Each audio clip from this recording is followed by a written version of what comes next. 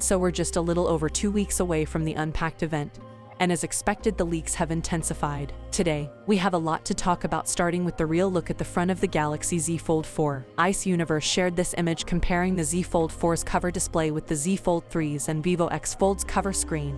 And it gives a better idea of the changes we're going to see with the new foldable. As you can see, the Z Fold 4 seemingly has a thinner metal frame near the hinge. It's actually more comparable to Vivo X Fold than the Z Fold 3, albeit Vivo's foldable is much wider. But apart from that, there are no major changes. It's a bit wider, and the bezels on the inside screen have been trimmed a bit, but as far as the design goes, it's a very iterative upgrade. Moving on, we also have the front image of the Galaxy Z Flip 4 again from Ice Universe, which is in line with what I shared last month.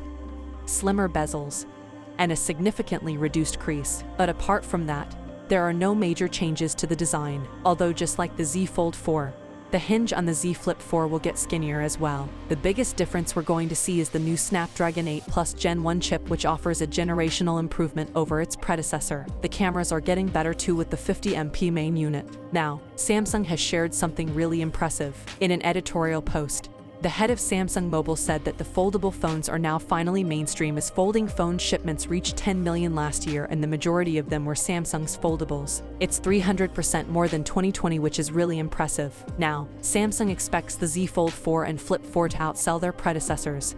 And to achieve that, it's important for them to either decrease the prices or at worst keep them unchanged. I'm saying this because we have a new report from a relatively unknown source that says that Samsung will increase the Z Flip 4 price by €50 and Z Fold 4's price by €100. Now, personally, I think, because like I've said, it totally contradicts what we've been hearing from trustable sources. Also, we know for a fact that Samsung has increased the production of the Z Fold 4 and Flip 4 compared to last year. And to meet the production goal with iterative upgrades, they must keep the prices as low as possible. So just ignore these price leaks. And finally, we have some information about the battery life of the Galaxy Watch 5 Pro. You might have heard at this point that the battery life on the Watch 5 Pro is going to be really good.